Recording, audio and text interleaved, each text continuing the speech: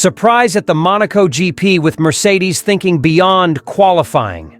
The race in Monaco is famous for its narrow streets and hairpin turns, which makes overtaking almost impossible.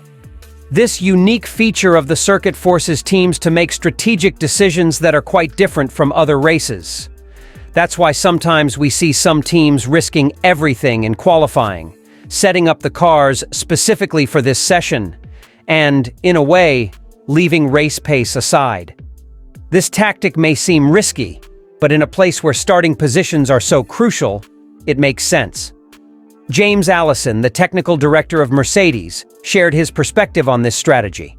In a recent interview, Allison said that the key to a good weekend in Monaco is not just to set up the car for qualifying, but to get the drivers out on track as much as possible.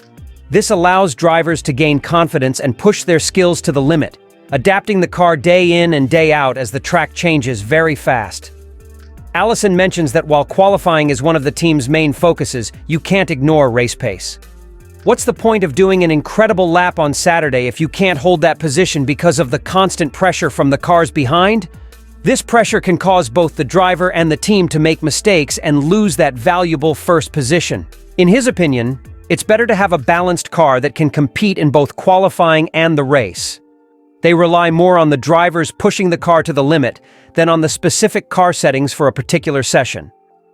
This approach allows for greater flexibility and adaptability throughout the race weekend.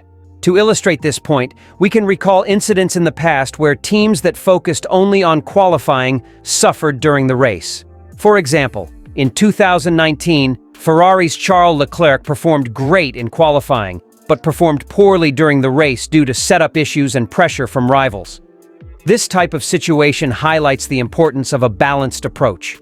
And there you have it, the strategy behind one of the most challenging circuits in Formula One. The next time you watch the teams in Monaco, remember that it's not just about who's fastest in qualifying, but who can maintain that pace throughout the race.